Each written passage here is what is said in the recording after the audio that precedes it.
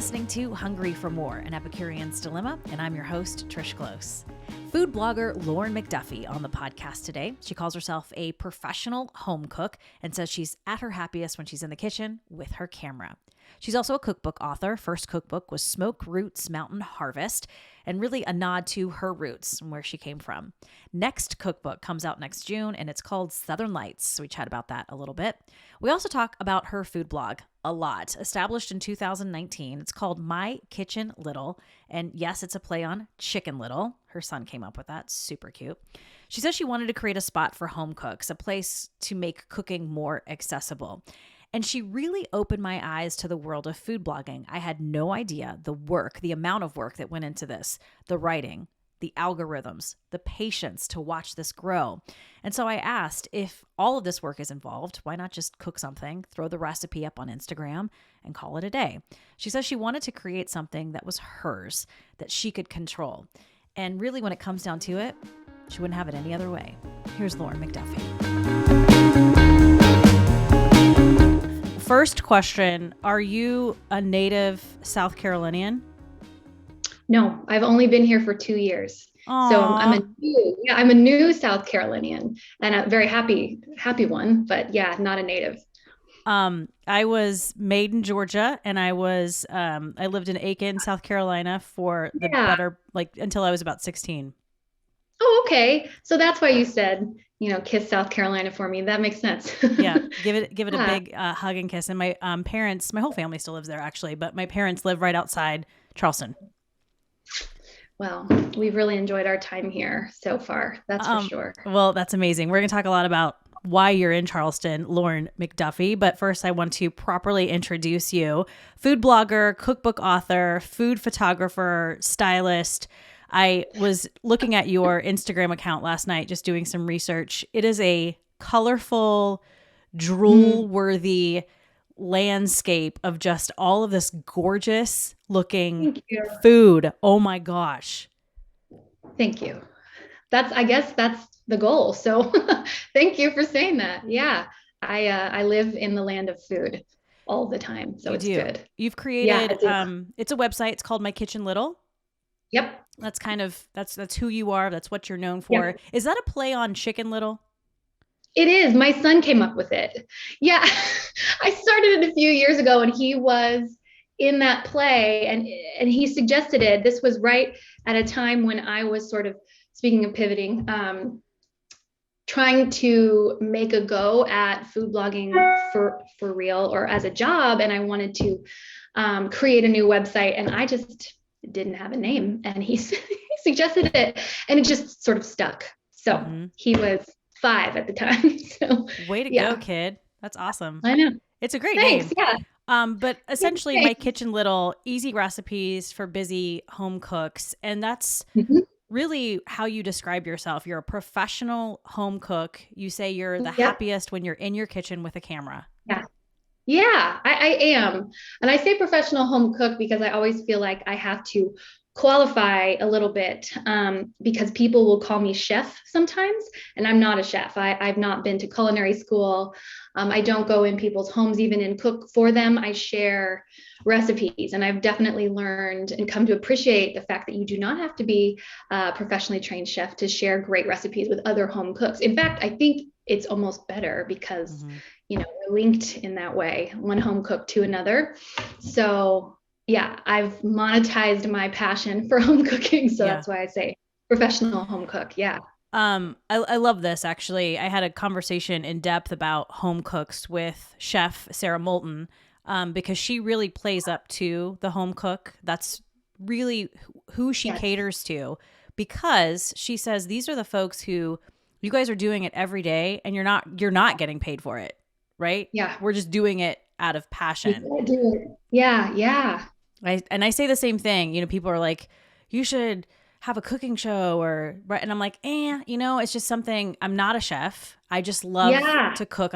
There's nothing fancy about my food whatsoever. Right. But so I definitely want to talk to you about all of that stuff. Yeah. But good. First, before we get into it, where are you from originally?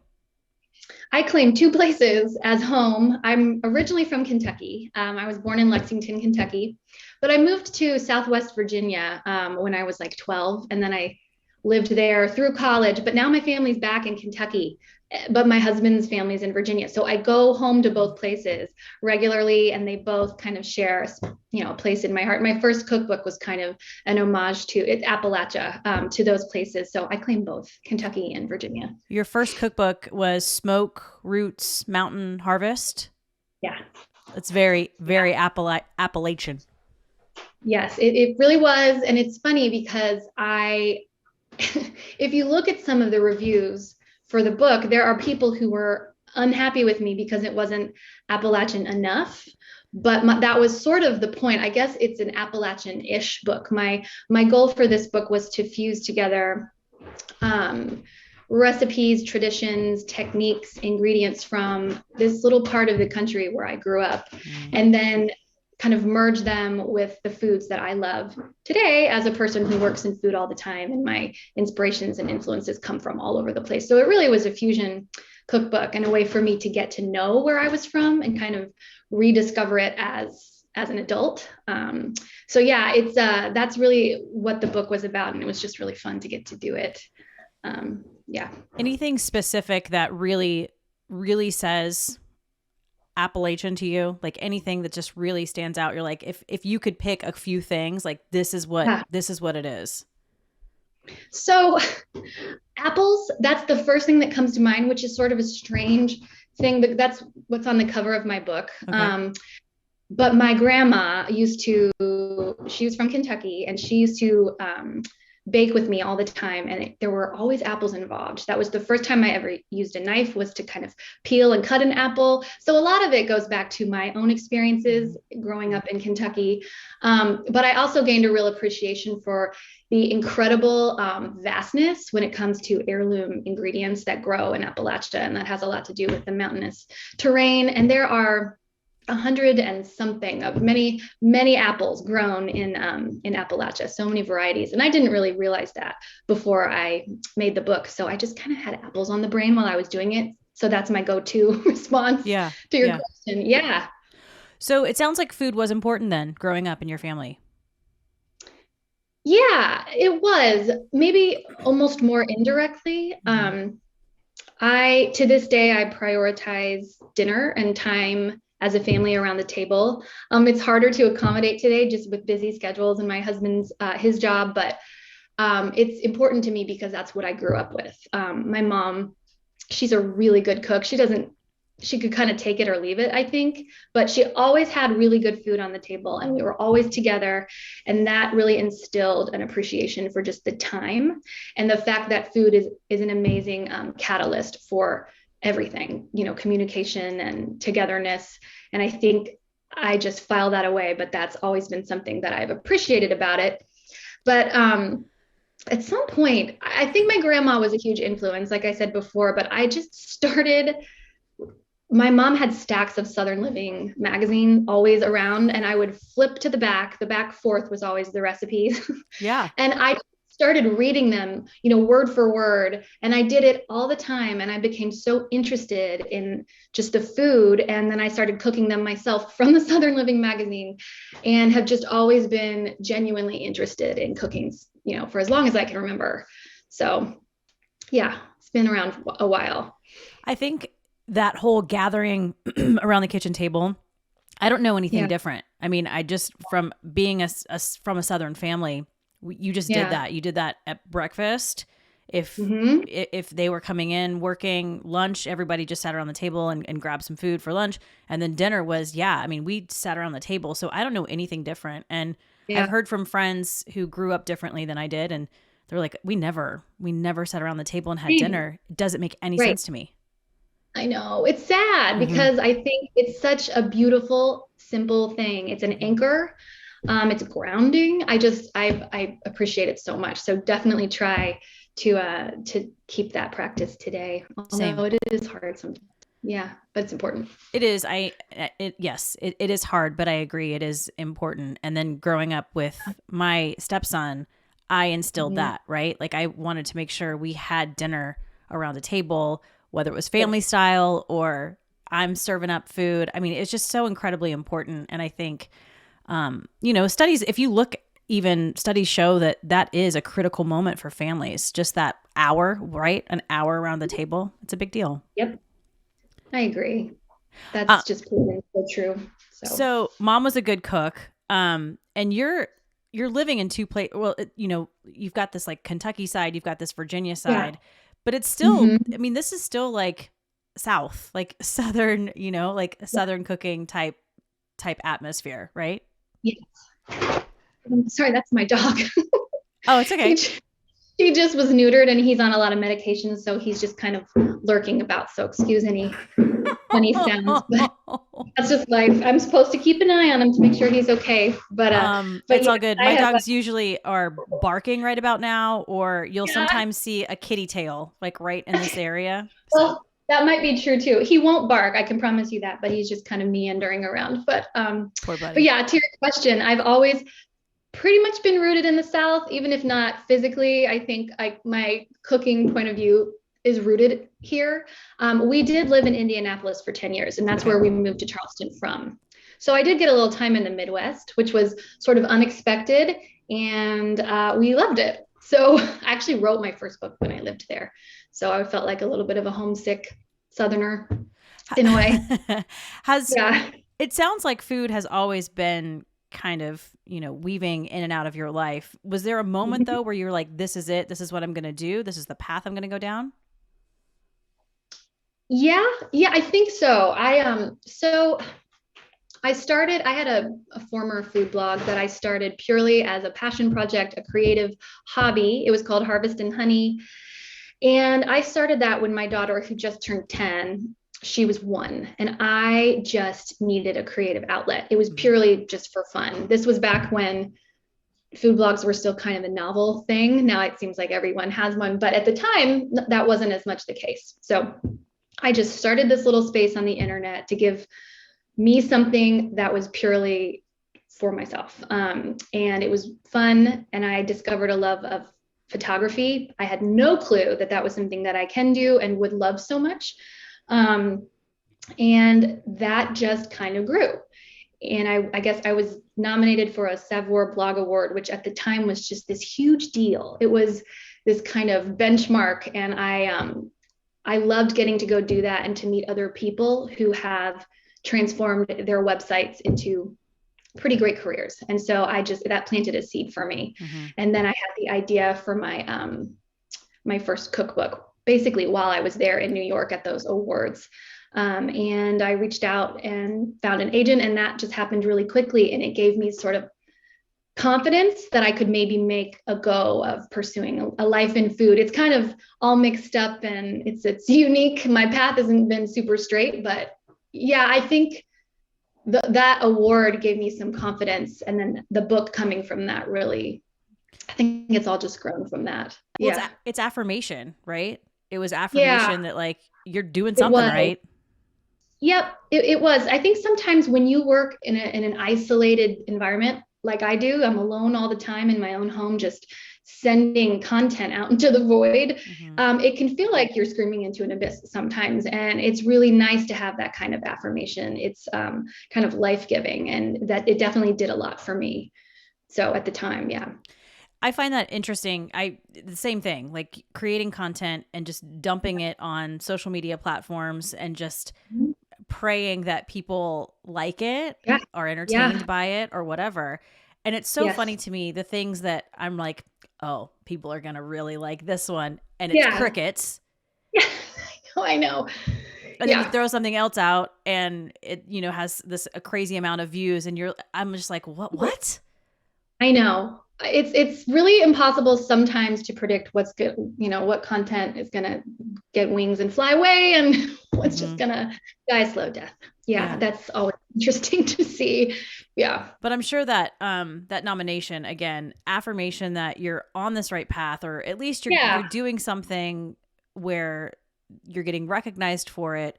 And Savoir magazine, I mean, hello. I mean, yes, I know. I was a reader, so it was just cool. Yeah.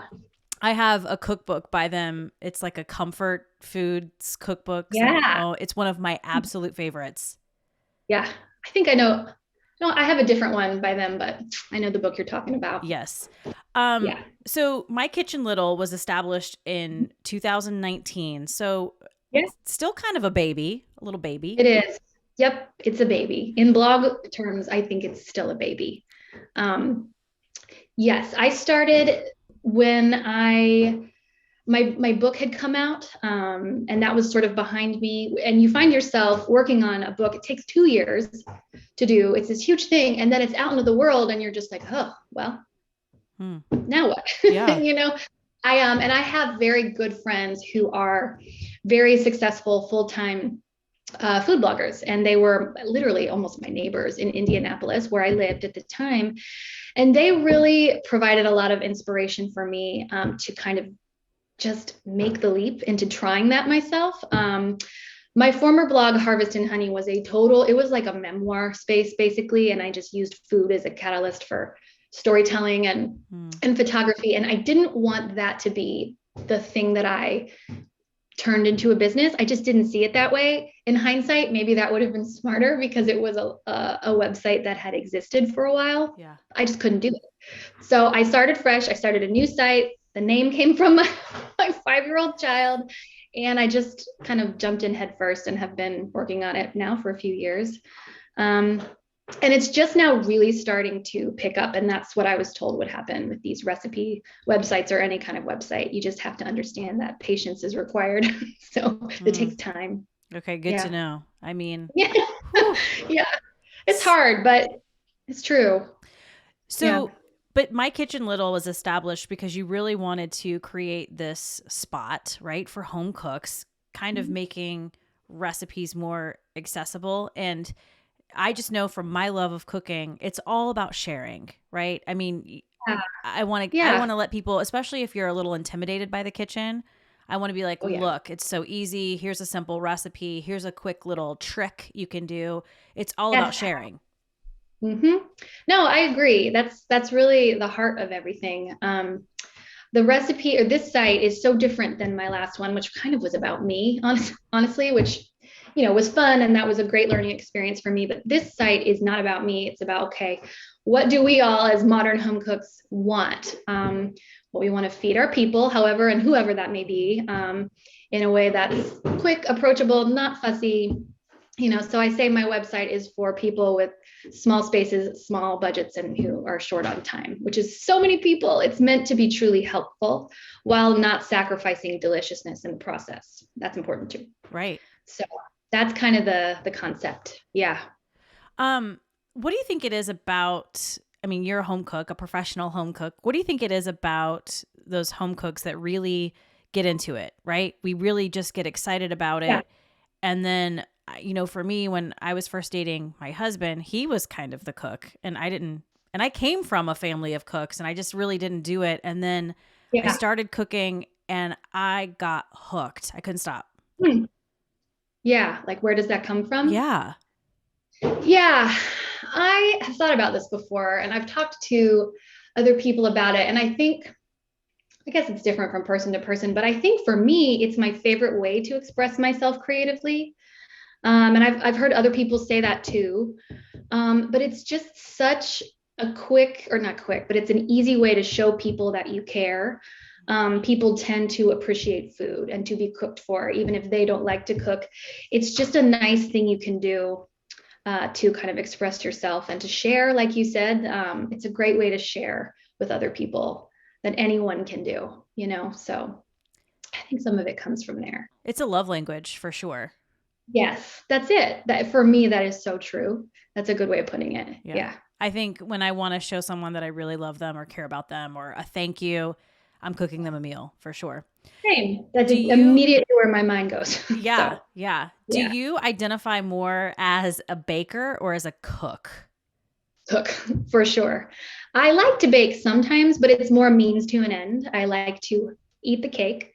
And I don't mind baking, but it doesn't get me excited and intrigued the way that cooking does. So yeah, I share sweets and desserts in my books and my website because I like them. And if I do share anything, it's probably going to be pretty good, or else I wouldn't, because it's not my go-to type of content. Right. But yeah, I like the free spirited, freestyling nature of cooking more than the scientific kind of buttoned up black and white nature of baking. I was just going to say that same. And I kind of like to just, shoot from the hip, right? Really. Yeah. So if I added a little too much of this, I'm going to fix it over here. You cannot do that in baking. You can't. No, you can't. And that's feels a little stuffy to me. Yeah. Yeah. But I applaud bakers and even like pastries. I mean, their brains just work completely different in the kitchen. Right. I agree. Yeah. And I appreciate them so much. But yeah, it's not as much my bag. So then when it comes to cooking, do you feel like you have a philosophy? I mean, it sounds like you've kind of already answered that question. It has to be easy. It can't be anything extravagant. Is that kind of where your philosophy lies with cooking? I think so. I think if you can cook it yourself, you're always going to be better for it, even if it's something naughty, like a fried something or donuts. If you're making it yourself, you're already doing yourself some good because you're in control. So I tend to come from that place. But yeah, I don't think cooking ever needs to be intimidating or hard or time consuming. There are some days that are great for projects, but I think day in and day out, cooking can be something that adds to your life and not detracts, because I think some people might see it that way. It doesn't have to be daunting. So I'm always trying to figure out ways to communicate that and share ideas and tips and tricks and recipes that support that, because I think it's true. Yeah. I find sometimes, especially when I'm wanting to share recipes with friends, I kind of get stuck a little bit in a rut. I'm making kind of the same types of dishes. How much research is involved for you, whether it's a cookbook or your blog or your Instagram profile? Like, how much research is involved there? So that's a good question, because that has changed dramatically over time for me. It depends on the platform or the space that I'm contributing to at the time. He's eating the rug. Puppy dog. For my first book and my first blog, it was very based off of what story do I want to tell and how can I squeeze food into it.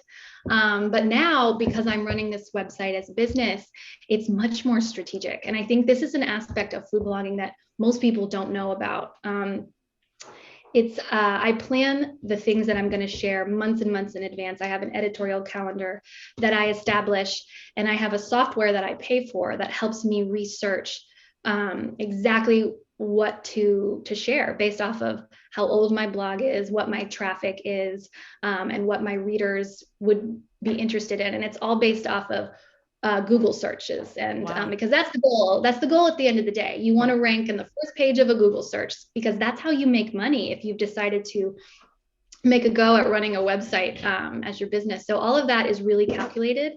And it's so funny. People love to hate on food bloggers. Everyone says, get to the recipe already. Nobody wants to, read your life story. But the reason people share words and copy in their posts is because Google would never honor you. It would never reward you in a search if you don't have words in it, because the idea is to show that you know what you're talking about, that you're an expert in whatever this dish or recipe happens to be. So all of it's very strategic. So everything I share comes from research based off of what I know my readers already like and what I think will perform well, which is a very unglamorous response, but it's true. It's a more business oriented approach this time. But with books, I can do whatever I want, and it's so different. And I think that's why I like doing both, because I don't have to cater to an algorithm or to Google. I can just share totally ungoogleable, totally original concepts, even that are just based off of pure inspiration, which comes from all over the place, honestly.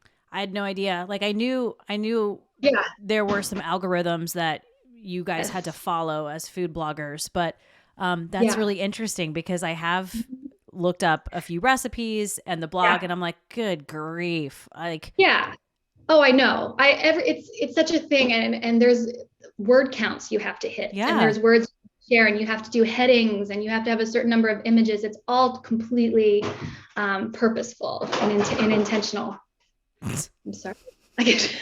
So, but that's true. It's more than I think a lot of people realize. Wait, is he wearing the cone of shame? He is. And in fact, if you want, I can go put him outside now. He's got his cone on. It's like a whole thing. So if that works. Go for it. Yeah. No, go for it.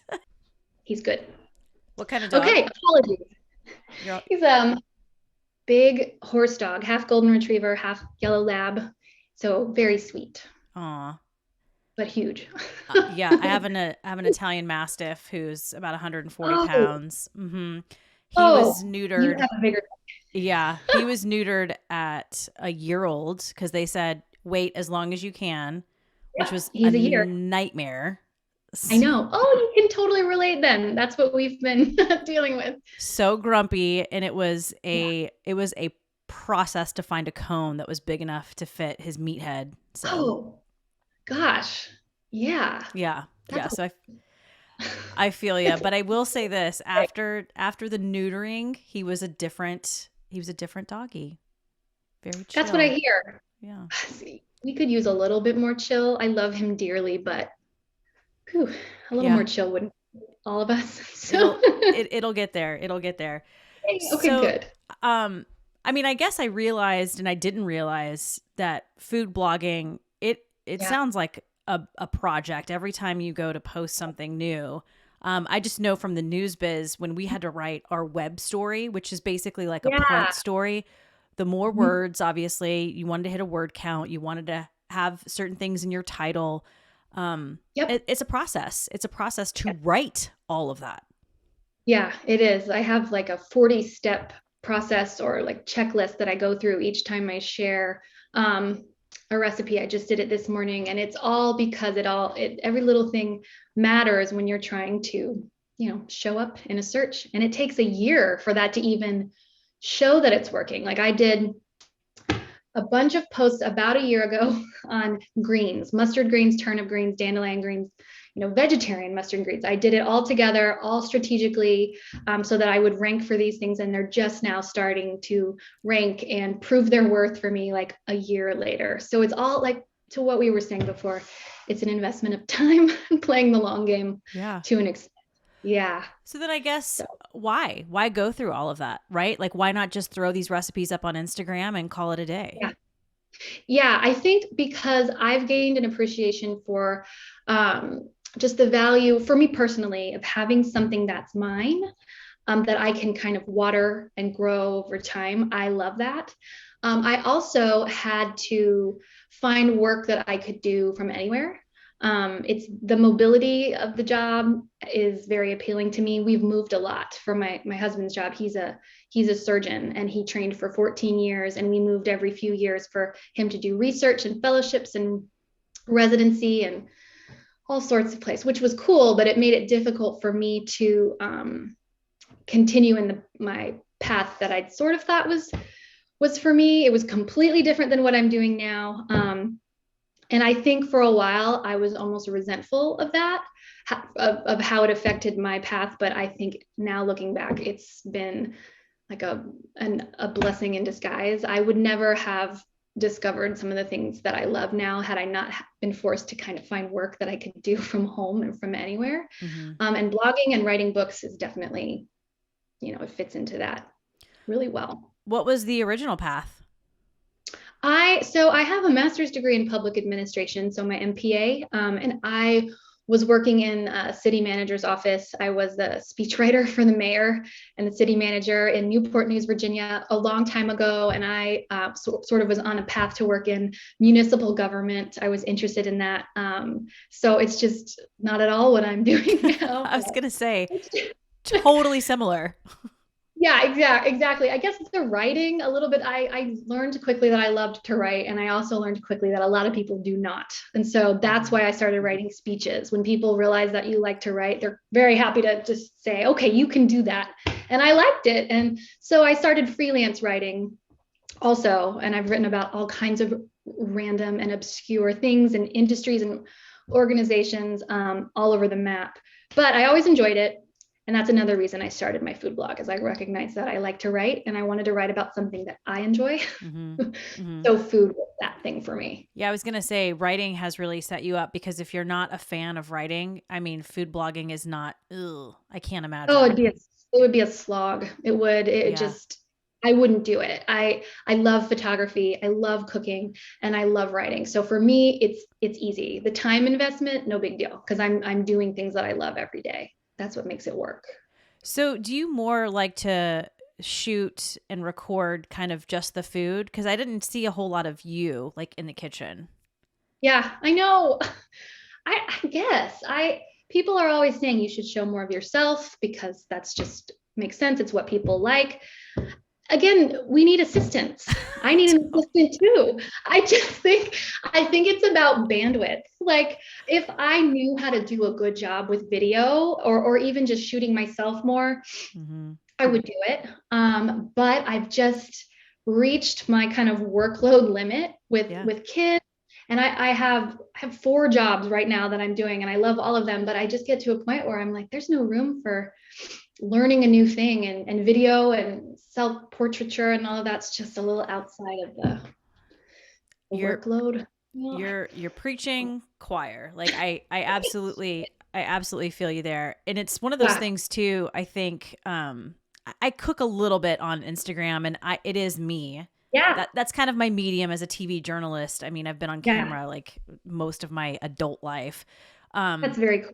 eh, well, Love that. I respect that. it's what I know, but at the end of the day, there's days where I'm like, yeah, I'm gonna share this recipe on Instagram, and I go to pull out all the stuff and the ring light, and I'm just like, I just don't wanna. I just don't wanna. Honestly, that's the best way to sum up my entire vibe about it. I just don't want to. Yeah. Mm-hmm. I think there's a reason that writing and photography are my things. I get to be in the background and capturing and telling stories, and I don't have to be the person who you see, which is interesting because about a year ago, I was pursuing a TV show project with a friend of mine. Mm-hmm. I was approached by a TV producer, and COVID made it take forever, but we shopped around a show concept to networks that it wasn't greenlit, which is probably good because I really don't think video and being on camera all the time is actually for me. But I went through with it anyway because I thought it'd be good to step out of my comfort zone a little bit and just Sure. see what happened. But I think I was relieved that it didn't pan out, I honestly. Yeah, no, I hear you. And I think the other side of it is going through this journey as you find out and figure out what you love and what you're really good at. There's all these Mhm. things that come at you like you could do this or you could do this, and people are suggesting things, and you're kind of like, yeah, maybe Yes. I could. And then you really have to sit with yourself and be like, I don't Yep. want to do that. So don't do Right. it.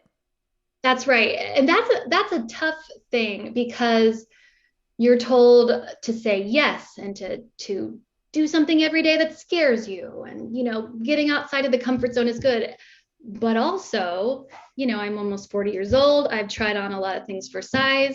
I'm busy. I There's something to be said for setting boundaries Hmm. and knowing when to say no. Yeah. That's okay too. So that can be a tough dance though, figuring out when and how to do that. Yeah. I'm just always trying to figure that out. I Yeah. think you really have to, again, you have to sit with yourself and just ask Mhm. yourself these questions.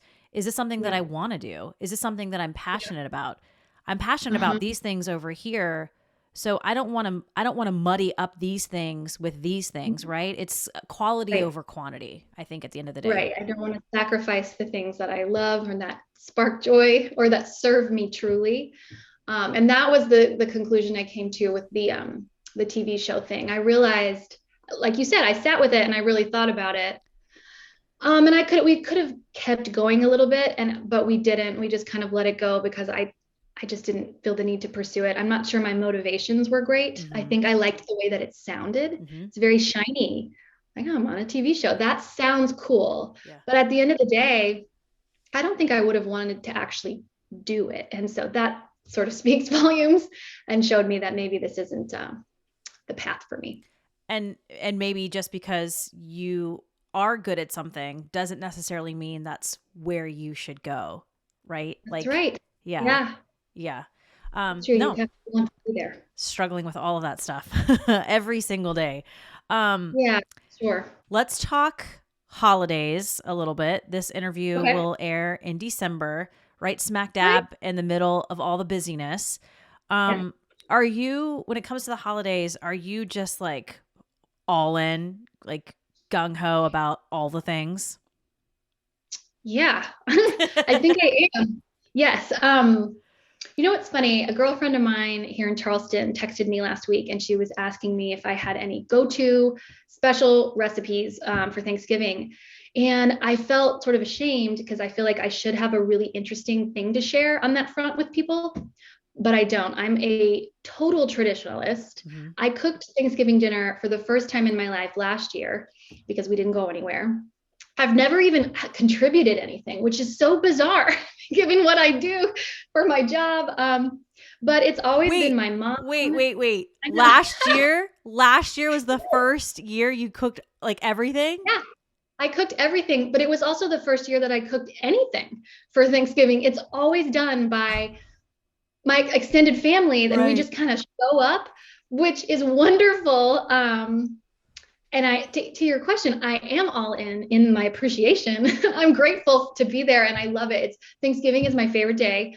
But I don't contribute much other than my, gratitude and appreciation. So it's weird. It's not the cool answer. But yeah, it is my favorite day. And again, this year we're going to be traveling to Virginia and I'm hoping my mother-in-law helps or lets me contribute. She's really good. She does a good job, but I feel like I need to Yeah. earn my keep a little bit more. I love Thanksgiving because it is a project day, right? It's just I love the Yeah, it's a project. project of Yep. Thanksgiving. It's just Yeah, you gotta. it's so fun for me. I agree. You put your game face on. It is Mhm. what it is.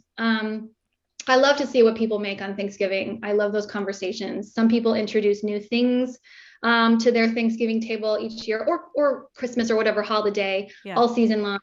I that's the one day I think again because I'm constantly cooking and trying new recipes. That's the one day where I don't want anything new. Yeah. I want it to smell the same, look the same, taste the same because nostalgia is a delicious thing.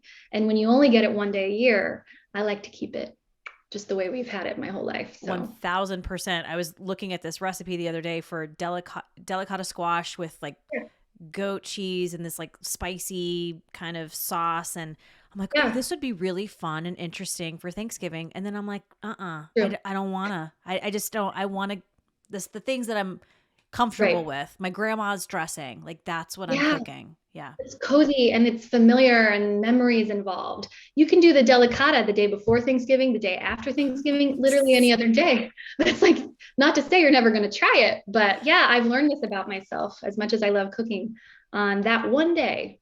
I mean, Yeah. my brother's the same way. It's very precious to us. It's like a sacred day. He was born on the 4th of July, and I've cooked him Thanksgiving dinner for his birthday in the heat of summer several times because it's our favorite. So it's just a total thing. Okay, that's the sweetest thing I've ever heard. Sounds like you guys are close. Well, it's self-serving too because I also like it. So Yeah. but Yeah. it's just a fun thing to do. That is Yeah, fun. I like it. Any traditions around Christmas or even New Year's Eve? Like any special traditions that you guys as a family or just you partake in? So no, that's Okay. not like so no Thanksgiving. Well, not Thanksgiving. New Year's. You said New Year's.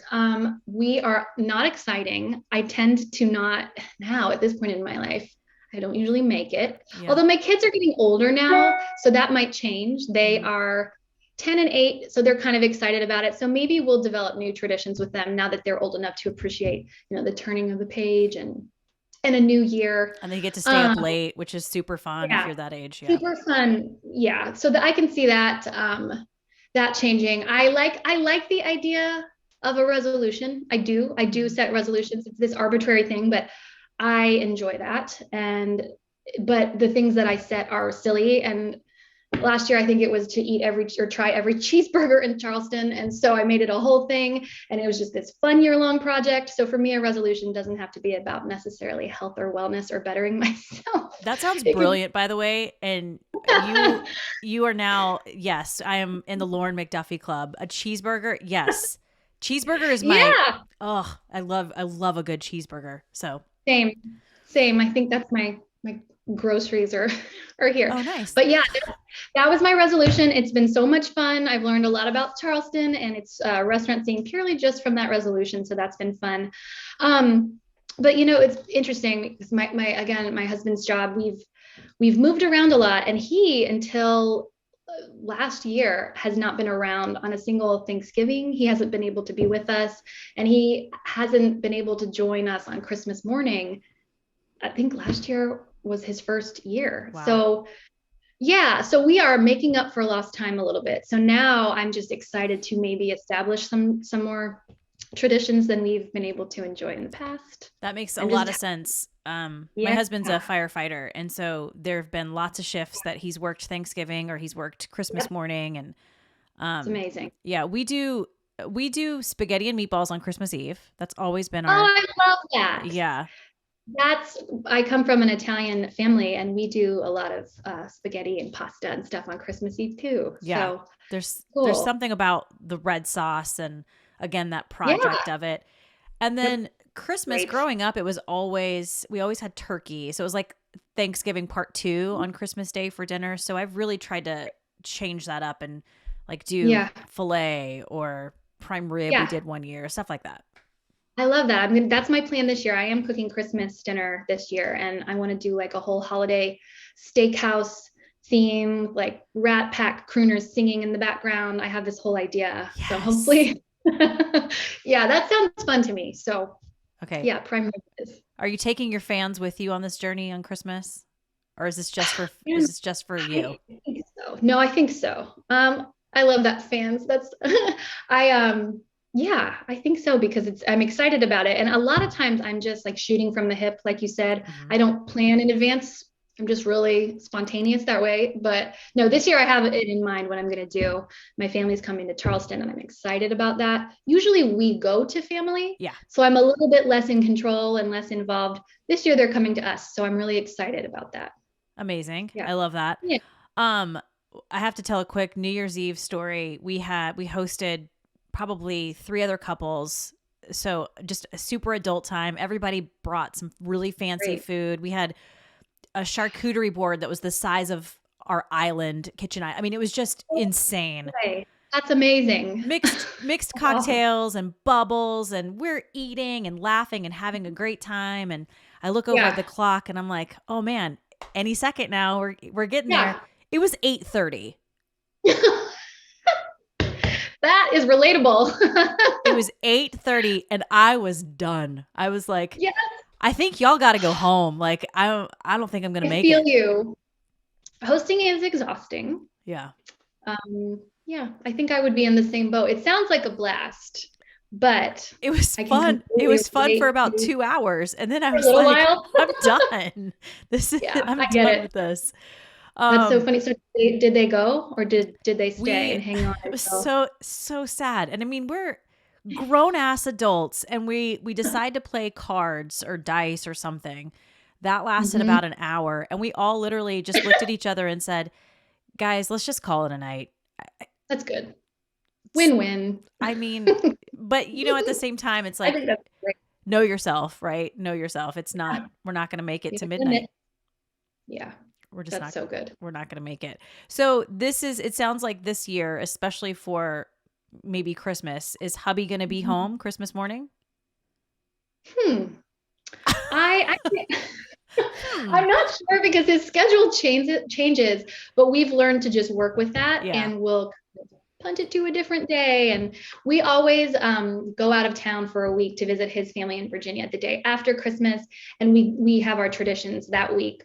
It is just delayed a little bit, Yeah. so we'll do Christmas dinner with his family, but just after, and we go bowling every year.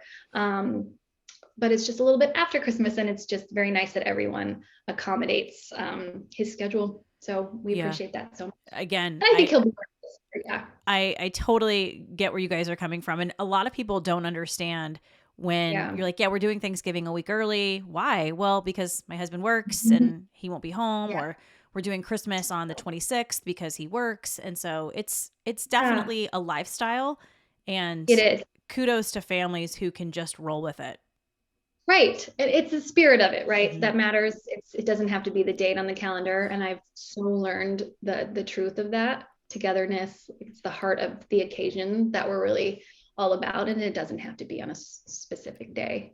So, Truly. I yeah. want to talk quickly about Charleston. How much do you Okay. love Charleston?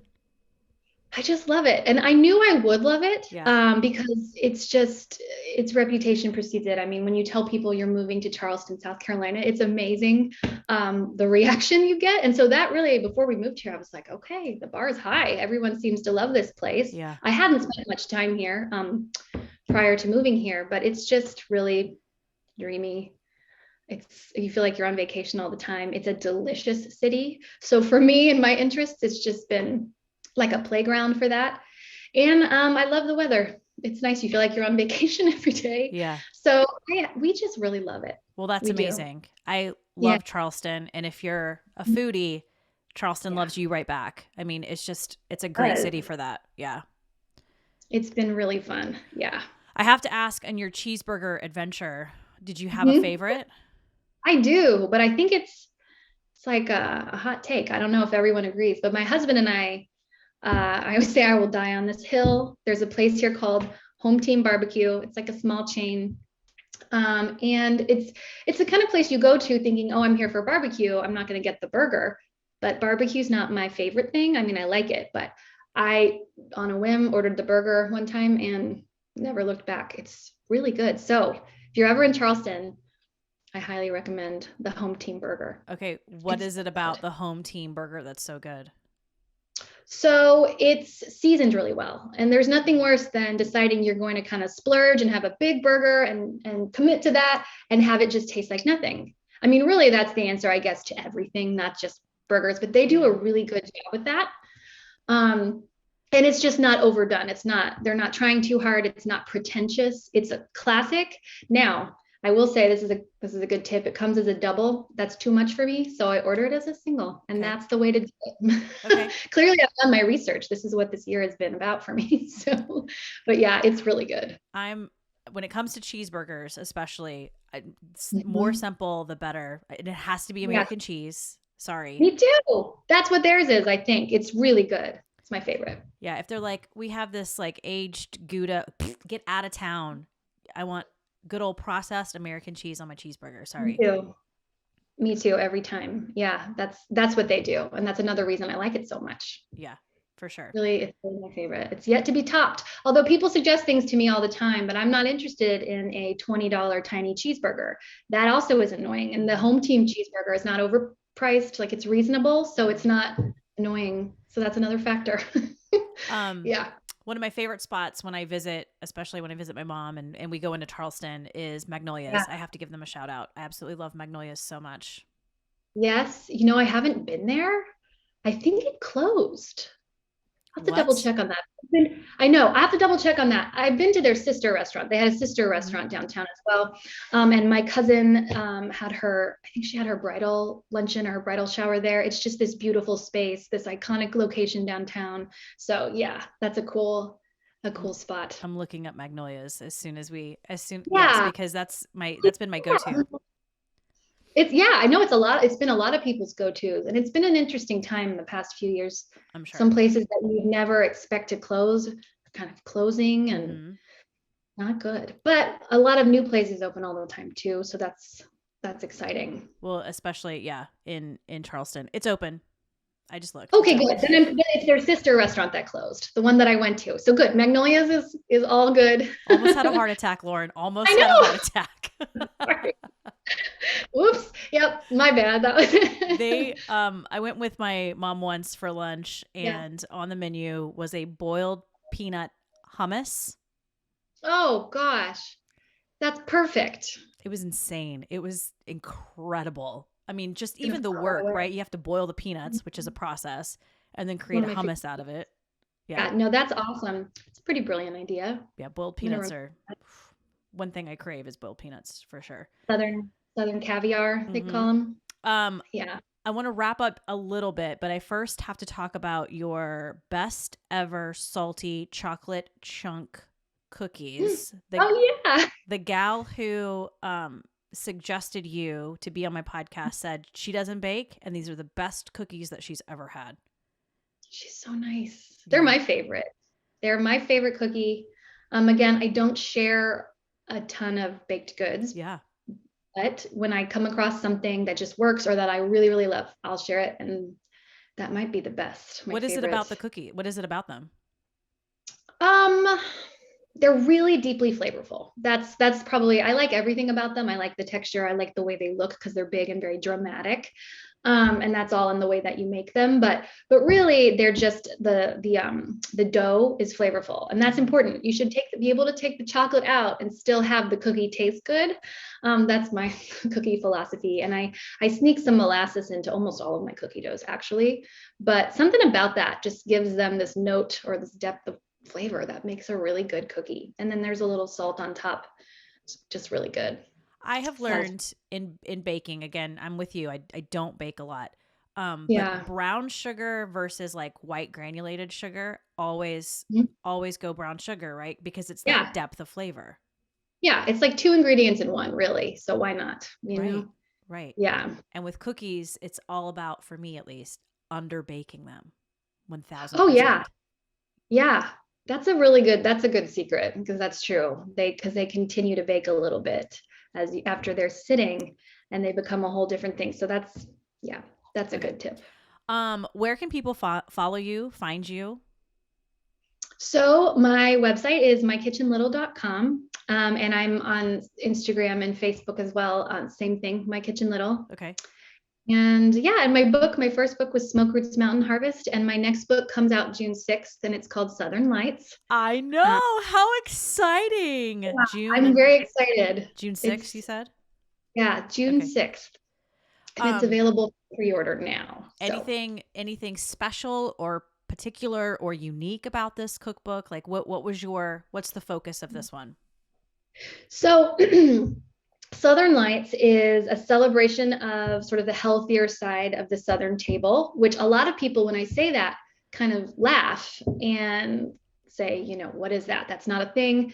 A lot of Southern cooking comes with, a reputation of being super heavy. And there's some truth to that. But I think what a lot of people don't understand, especially people outside of the South, is that a lot of Southern cooks are really good at working with just simple produce, things that are grown in Southern ground, no muss, no fuss.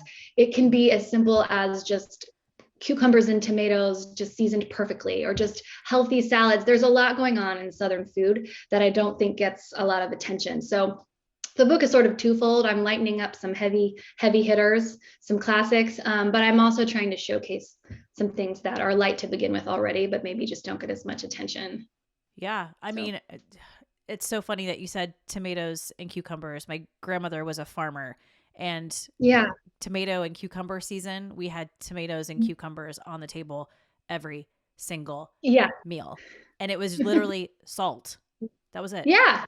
Right. It's just about acknowledging, the goodness of the ingredients. And it's a thing called, in Kentucky, they call it thunder and lightning, the tomatoes and the cucumbers. And it was just this old story of, before a storm would roll in, they'd go gather the low-hanging tomatoes and cucumbers to prevent the storm from shaking them off and bruising them on the ground. So they'd make a salad out of it. It's called Thunder and Lightning. So that's in my new book. I love that. That's awesome. Yeah, I know. I love that too. I just think it's a good. But I agree with you. I think when I think of my grandmother's cooking, and even my great-grandmother's cooking, we just had a conversation about how my great-grandma used to cook. It was mostly vegetables and nothing else. Right. There wasn't a pound of butter in there or bacon fat. It just was vegetables, because they couldn't afford the fancy like cuts of bacon and all that kind of stuff. So yeah, it was really simple. Right. Same here. The same is true for me. I love that. Southern Lights comes out June 6th. So still working on that project, sounds like.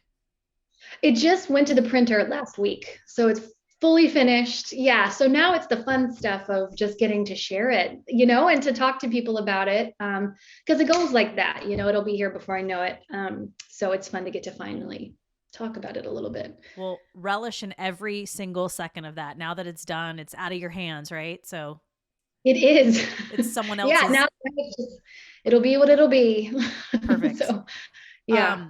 really Good though. quickly, before I get to the final three questions, Okay. Okay. again, looking at your Instagram page, I just wanted to share a couple of things. One of which caught my eye: a toasted tomato and bacon sandwich with maple cayenne butter. Oh, yes. That's one of those things that just sounds good. Like, it's going to be good. Yeah. Sounds Yeah. amazing. Yeah. Cocoa curry pork shoulder. What?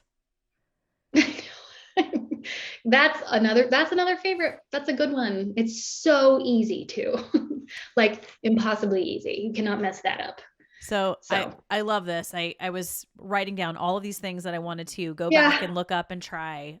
So again, your Instagram page is colorful.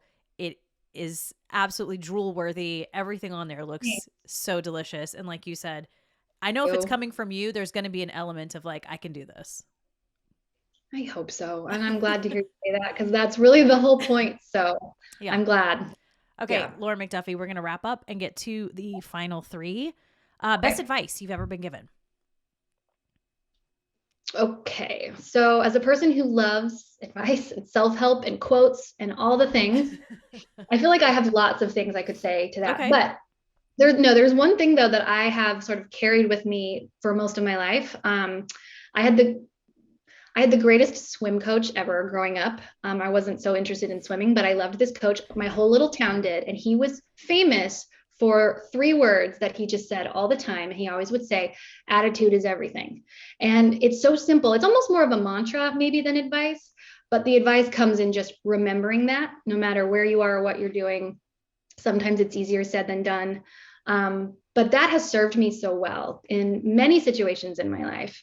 And he actually passed away about 10 years ago or so. And so many people went, my whole family went, and they gave out vials of swimming pool water from the pool we all swam in growing up. And it said, attitude is everything on these bottles, just to remind everybody that no matter, what the water is like that you're in, you can control, the way you look at it, feel it, see it, the way you react to it. And we have that bottle still. And that is the best advice ever. And it applies always. So yeah, easy answer. Goosebumps, literally goosebumps. Yeah. That's not amazing. Mm-hmm. It was incredible.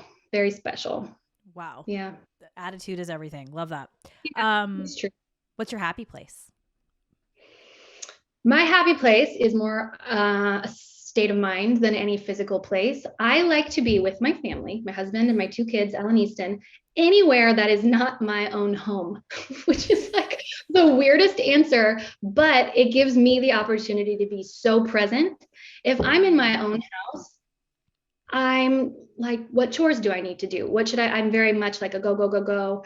And that's not the greatest. It's very easy for me to turn that off though, if I just can go somewhere else, exploring new places or a place we've been to 100 times, as long as it's not a place that I have to clean or take care of, then I'm happy. I love to do that. I like just to spend time with my family, discovering new places.